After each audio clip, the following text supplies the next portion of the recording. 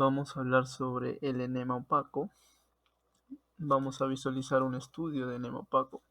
También vamos a hablar sobre los estudios funcionales del esófago, algunas alteraciones, más que todo estenosis, acalasia del esófago.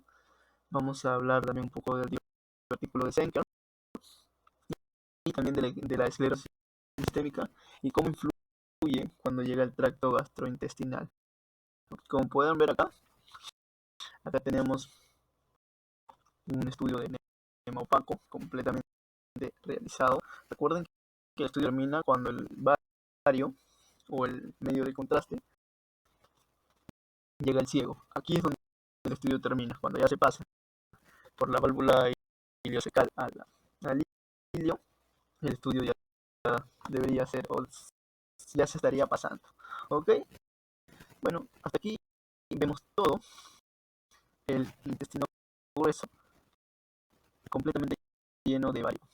Tenemos la apéndice vermiforme, el ciego, el colon ascendente, la flexura hepática, el colon transverso, la flexura esplénica, el colon descendente, colon sigmoideo, el recto y ano. Ok, acá podemos ver todo completamente lleno de bario. Podemos ver también algunas patologías que poco a poco más adelante lo podemos ir visualizando. Recordemos que el intestino grueso pues se mueve de muchas maneras. También se mueve por factores, por ejemplo, una hepatomegalia, una esplenomegalia, etcétera. Entonces tienden a mover más que todo el intestino grueso. Por eso que se ve de esta forma tan irregular. Porque si lo comparamos con un dibujo que encontramos en Google, que ponemos intestino grueso, te va a salir de forma regular, así, acá abajo, sigmoide recto. Pero la verdad es que el intestino grueso tiende a moverse y a ser así de tipo irregular de imagen. No es muy simétrica como lo vemos en la imagen, sino esta es la verdadera forma que se da. Ok, muy bien, vamos a ver. El enema opaco, obviamente como primera instancia necesitamos el equipo de fluoroscopía digital. Recordemos que en el equipo de fluoroscopía digital nosotros podemos obtener imágenes continuas o también podemos tener imágenes estáticas. Y eso nos sirve más que todo para el estudio enema opaco. Después también tenemos la hoja de preparación. Esta es una hoja, mira acá tenemos un ejemplo de la preparación previa del estudio radiológico de colon por enema, que se le da al paciente una semana, días del estudio. Es para que el paciente se vaya preparando. El paciente se vaya preparando para ver el primer día que va a tomar, el segundo día, el tercer día o el mismo día del examen, cómo debe de venir. Recuerden que tiene que venir en ayunas y tiene que estar el colon completamente limpio, no tiene que tener nada de restos fecales. Para eso es esta hoja de preparación, para que el paciente se vaya preparando para cuando llegue el día del estudio esté completamente óptimo. Una persona óptima para el estudio de colon por enema significa que su intestino grueso tiene que estar totalmente limpio. Ok, para eso usted puede tomar laxantes, tiene que estar con una dieta blanda y muchas indicaciones que el tecnólogo debe de darle para que el paciente siga esas instrucciones y pueda venir el día del examen completamente óptimo. Bueno, también tenemos los materiales a utilizar. Tenemos la cánula, la sonda rectal, tenemos la bolsa, también puede utilizar. Aquí tenemos una crema lubricante, podemos también utilizar vaselina. Recuerden que esta crema nosotros la vamos a utilizar más que todo en esta parte de la cánula para poder ingresar en el recto, en el conducto anal hacia el recto. ¿Okay? Después necesitamos una bata, guantes y uno que otras cositas que nosotros vamos a necesitar para hacerle el estudio. Recordemos que le tenemos que decir al paciente que se ponga la bata con la abertura hacia atrás. Bueno, acá está la preparación del contraste. Tenemos que abrir la bolsita donde nos viene la sonda, la cánula y la bolsa. donde vamos a proceder con la mezcla de bario. Recuerden que el agua que utilizamos para mezclar el bario tiene que ser un agua a temperatura natural, a temperatura ambiente. Recordemos que no puede ser ni muy fría ni muy caliente, porque esa agua puede provocar una sensibilidad e irritación en la zona rectal o la zona anal del paciente, que puede producirle la necesidad de defecar, y esa necesidad de defecar al paciente nos puede comprometer todo el estudio. Así que el agua tiene que ser natural al ambiente, ¿ok? Para no complicar el estudio más que todo. Acá vemos cómo sigue abriendo la bolsa, está llenándola de aire para abrirla por completo. Luego ahí se le echa el agua y luego también se le echa el bario, dependiendo, bueno, la cantidad de barios dependiendo la masa, dependiendo el paciente, ¿ok? Bueno, y antes de comenzar el estudio, nosotros tenemos que tomarle una placa simple de abdomen al paciente para poder ver el intestino, que esté totalmente limpio, ¿ok? Y nosotros poderle darle el check de primera instancia para que el paciente pueda realizarse el estudio. Si el paciente no está completamente limpio, nosotros no vamos a proceder con el examen, porque los restos fecalitos que tenga el paciente en el intestino grueso nos va a dar a nosotros, cuando nosotros realicemos el estudio, errores. Nos va a dar falsas patologías que nosotros nos va a complicar todo el estudio para un diagnóstico eficaz. Así que para tener menos errores o a inducir a menos errores en el diagnóstico, el paciente tiene que estar completamente limpio, todo su intestino grueso. Bueno, acá tenemos la introducción del medio de contraste. Está utilizando el gel lubricante, lo está utilizando más que todo en la punta de la cánula, que es esa parte la que va a introducir por el conducto anal. Esta es la posición de zinc. Es una posición en la que el paciente tiene que estar en decúbito lateral izquierda. El paciente tiene que flexionar rodillas y también tiene que flexionar cadera. Esta posición le sirve porque esta posición va a obtener, o que obtenemos de esta posición, que el conducto anal se relaje, para así la cánula pueda ingresar con mayor facilidad, ¿ok? Y no forzar, nunca forzar. Recordemos que nunca tenemos que forzar la cánula, porque podemos perforar y podemos lastimar. Así que nunca tenemos que forzar, siempre todo tiene que ser suave. Y el paciente también tiene que dar indicaciones. Si el paciente dice que le duele, si el paciente dice que como que le está cincando, etcétera, el paciente tiene que hablar. Entonces nosotros tenemos que evitar eso, ¿ok? Y para eso también sirve el lubricante, y para eso también sirve la posición, para que el conducto anal esté totalmente relajado. Bueno, acá vemos cómo está introduciendo ya la cánula lubricada por el conducto anal, y acá vemos cómo ya la cánula está totalmente dentro del conducto anal, del conducto anal, y está pasando a segregar lo que es el contraste. Esta es la pinza de Kocher con la cual nosotros vamos a regular la presión con la que ingresa el bario al paciente. Bueno, acá está ya la cánula introducida. Todo. Hay formas de asegurarla. La primera sería, hay algunos tecnólogos, o los libros que he leído, es que le ponen cinta para asegurarla, ¿ok?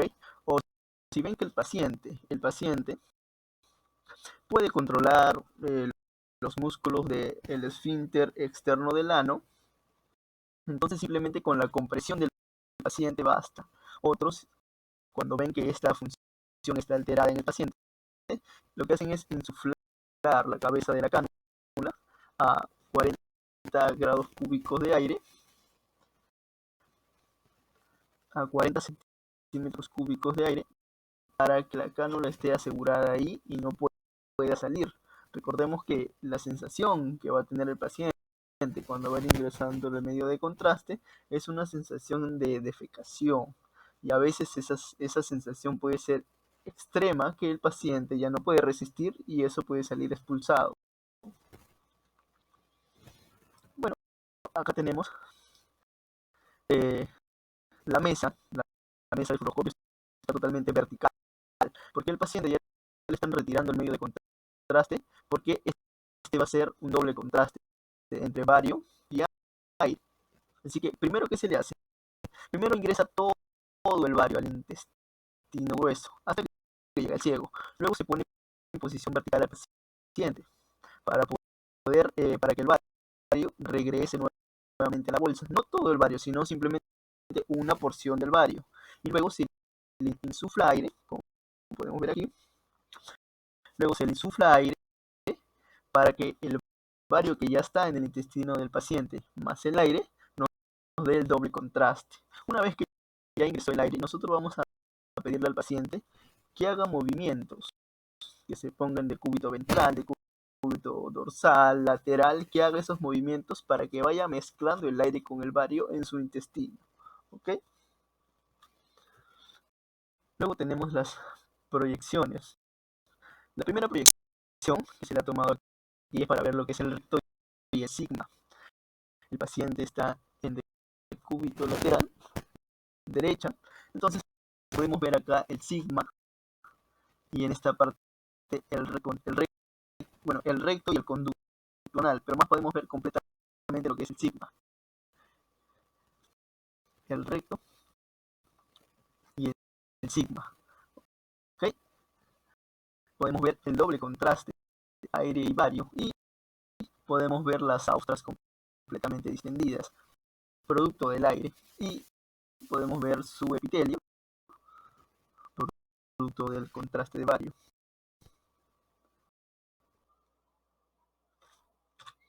Ok, entonces vamos con esta posición. Esta posición el paciente está en decúbito dorsal o en supino. En esta posición el paciente está en la posición de Trendelenburg. Entonces significa que la mesa estaría así, en un grado, donde los pies estarían arriba y la cabeza estaría hacia abajo. ¿Ok? Esa es la posición de Trendelenburg en esta posición. Por eso que la radiografía o la imagen nos sale de esta forma, donde podemos ver el colon transverso cerca, o acá sí está cerca al el sigmoideo, por la posición de Trendelenburg.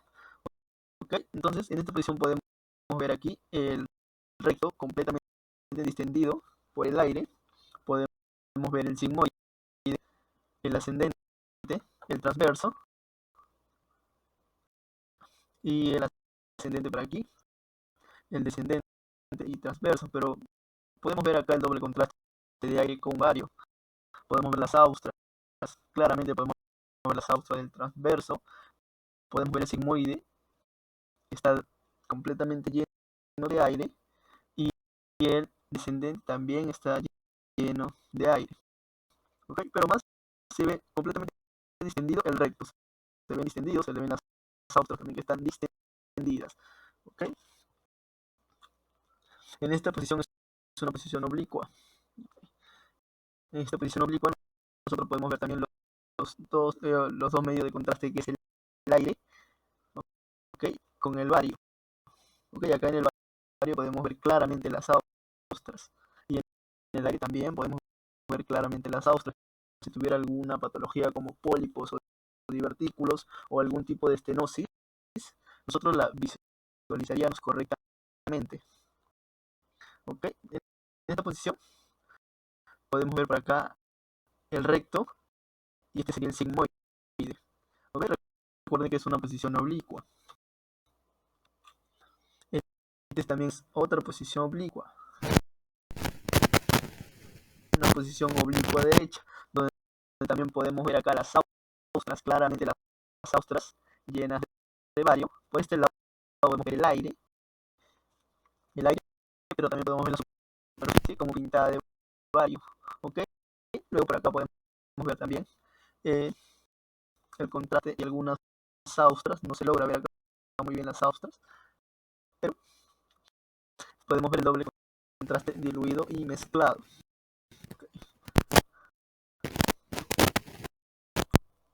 Esto es para ver la flexura cólica derecha.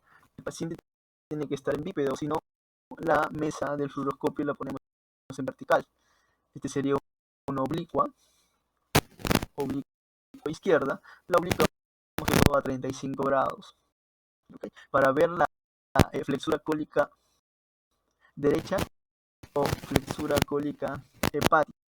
¿Qué es esto? Se ve claramente que está llena de aire. Yo logro visualizar las austras. Se ve las austras. Se ve claramente las austras que son como monedas apiladas. Se ve claramente las austras. Y del fondo, que sería la otra flexura cólica, también se logra ver un poco las austras llenas de aire con el borde o el borde o el piso del intestino sí está con varios que logra ver su superficie. ¿Okay? Y de esta manera, si hubiera algún tipo de patología, nosotros lo podemos ver. ¿Okay? Esta ya es la otra oblicua. La oblicua izquierda es para ver más que todo la flexura cólica izquierda.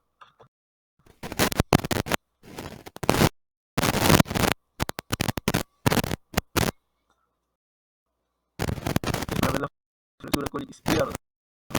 ¿Okay? Entonces acá podemos ver la flexura cólica izquierda o también la flexura cólica esplénica, que está completamente lleno de aire, pero acá el colon descendente distal está lleno de vario.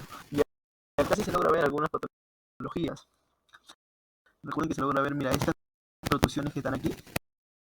Estas protusiones que no son las austras. Las austras serían estos. Este es una austra y austra. Estas son protusiones en las austras. Recuerden que la protusión sería un divertículo. El divertículo es adición en el intestino. Se va a ver una adición al intestino. Y estas son las protusiones.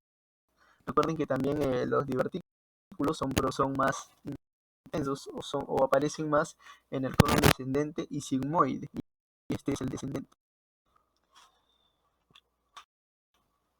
Esta es una placa para ver el ciego con el cono de compresión. Ven acá el cono de compresión del fluoroscopio. Okay. Y podemos ver acá el ciego. Claramente vemos las austras del ciego. Está llena de aire. Está llena de aire. Aunque estas pequeñas protusiones que están acá son como parte o la síntesis de un estudio. Nosotros tenemos que estudiar si estas protusiones, a primera instancia, esas protusiones no son parte de las austras, porque estas son austras, ¿ves? Son como monedas apiladas, ok, y estas son claramente austras. Pero estas tienen tipo redondeadas, tienen como un tallo, que pueden ser unos divertículos pedínculos, son los que tienen tallo, y los sésiles son los que no tienen tallo. Okay. Bueno. Y acá está la placa post-evacuatoria. Esta placa es cuando ya el paciente se dirigió al baño, estuvo un tiempo, evacuó todo el contraste que podía y luego se le toma esta placa. Esta placa también es recomendable, es muy recomendable para las personas que sufren de estreñimiento.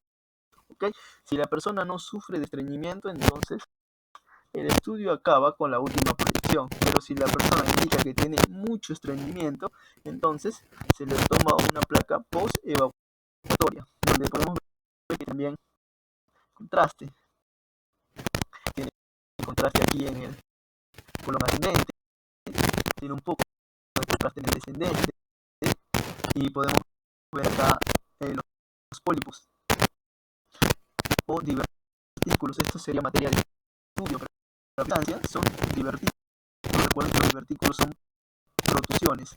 Y recuerden que esas protusiones, ahí en esas protusiones de los divertículos es donde se queda también vario. Por eso que queda pintadito como una bolita externa del intestino. Por eso nosotros lo podemos identificar como un divertículo. También tiene vario acá. En la parte de atrás se encuentra un poco Y esta es una posición. Esta posición es la proyección axial del método de Chazar-Lapine. Recuerden que esta proyección era para ver lo que es sacro y coxis, pero para esta oportunidad lo he utilizado para ver lo que es el recto y la unión recto similar. ¿Okay? Este sería el recto y esta es la unión recto similar. La utilizo para ver esa materia. Acá en esta imagen la podemos ver llena de varios. Este de un solo contraste. Acá la podemos ver llena de varios, donde podemos ver claramente las aguas. La imagen no nos logra visualizar muy bien, pero podemos ver las austras. También podemos ver acá un tipo de estenosis, porque el contraste tiene que venir así y tiene que eliminar también todo esto, pero no lo logra. No logra pasar el contraste, solo se ve aire acá. Acá se ve un poco de aire. Entonces esto puede ser un tipo de estenosis que oportunamente es materia de estudio. Recuerden que el contraste tiene que pasar por todo el intestino grueso y por las partes donde el contraste no logra ingresar o no se logra pintar, es un tipo de estenosis.